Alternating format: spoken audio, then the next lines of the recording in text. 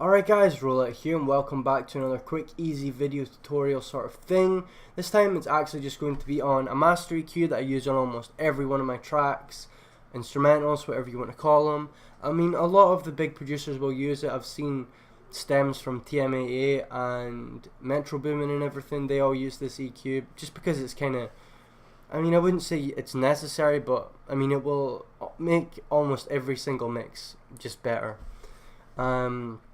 And what that is, well, I'll show you the track we've got first just so you can hear what it sounds like before, and then I'll put the EQ on it and you'll hear it after.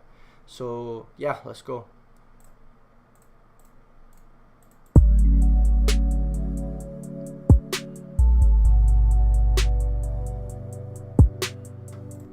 So that's it before, just kind of, you know, nothing amazing, just a quick loop. And yeah, so we're going to send all these to the mixer track.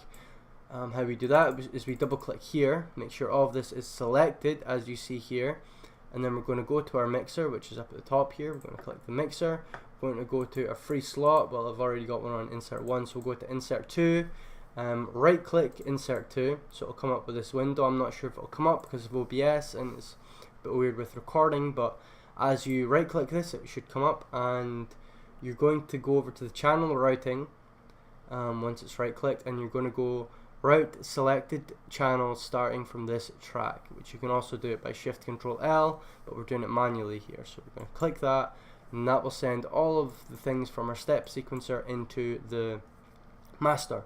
So once that's done, we're going to go to the mixer.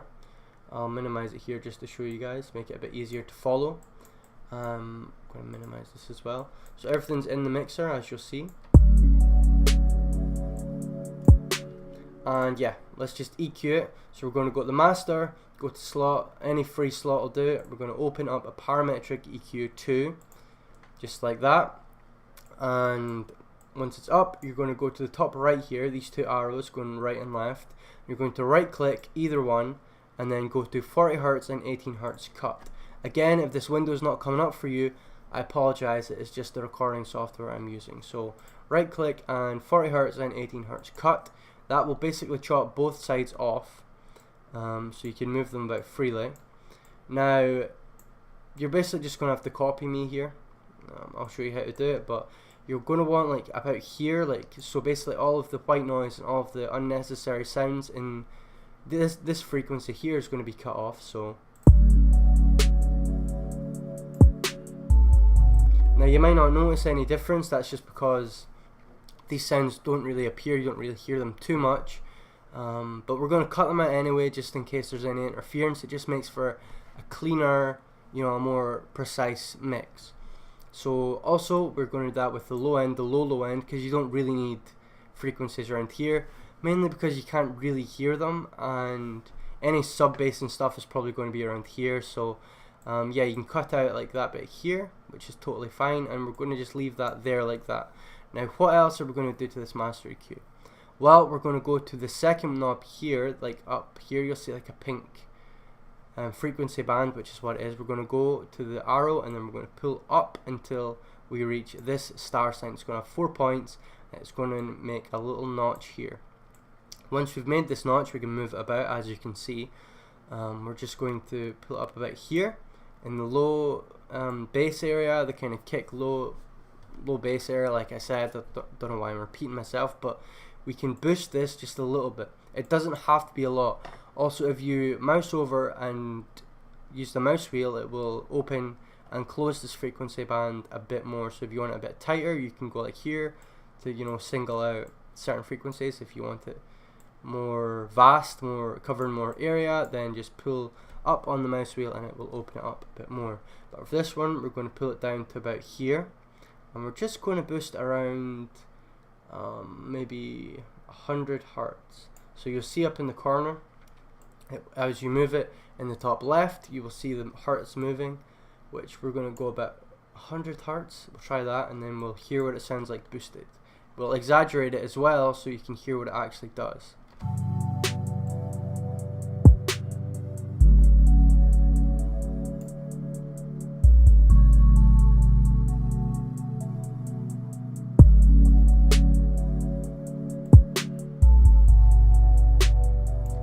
So I'm not sure if you noticed that very well, but it does. It increases the bass. It adds more atmosphere, more warmth kind of to the bass, and yeah, it boosts the bass above everything else.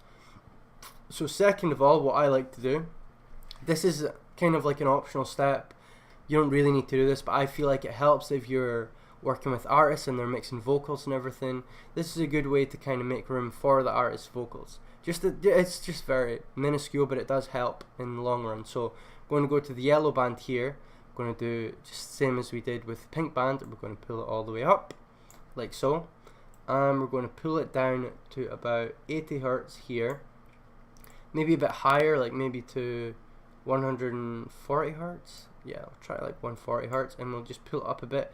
So if the artist's vocal range is, you know, around here, you can maybe move it around, just kind of drop these kind of frequencies so the artist has a bit more breathing room on the instrumental. And yeah, we'll just exaggerate it again so you can hear what it sounds like. Make it kind of, don't make it too vast, because we don't want it cutting out a lot of the other stuff, so you can just tighten it up here and then maybe pull it down like here or so, or make it vast and then like here. Again, I'll exaggerate that so you can hear what it does.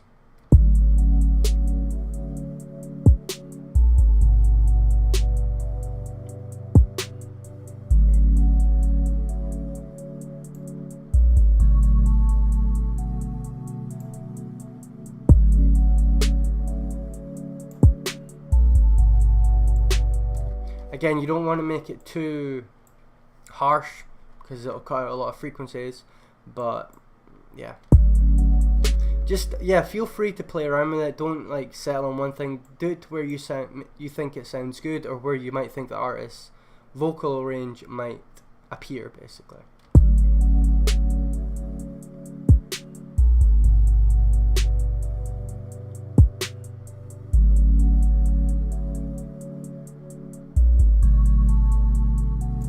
I think about there would sound good. Maybe a bit higher, maybe about there. And then the last one is the same. We're just going to do the same with the green one. Turn up to the star, and we're going to pull this up a bit. So this will boost some of the frequencies lost from the snare, but it will put the snare in a nice place. It will emphasize the snare, kind of emphasize the hats a bit as well, if the hats are a bit, you know, lower frequency. I'm going to pull this in a bit, make it nice and tight, and we will listen and kind of adjust accordingly.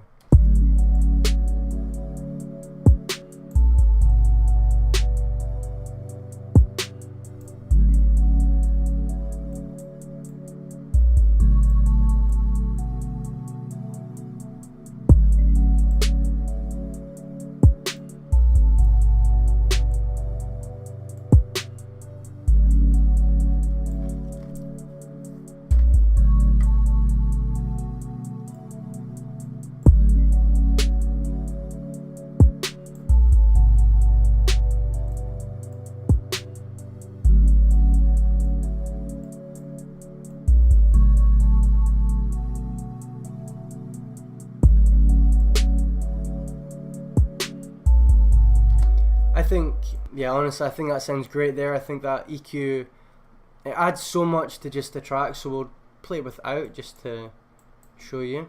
So without the EQ.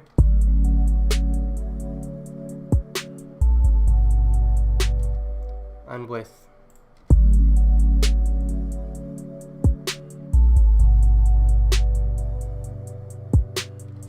Now, I don't know about you, but I think that adds a world of improvement to that instrumental there. I think it brings out what we're wanting to bring it out, and it reduces slightly what we would like to reduce. So I hope that helped. I really do.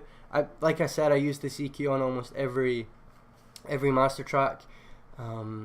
It always kind of works. It always does its job, and yeah, it's one of the most important things I've kind of learned while, you know, learning how to produce and everything. So yeah, feel free to copy this in your projects, and yeah, hopefully it helps, guys. Thank you very much for watching, and I'll see you in the next one. Take care.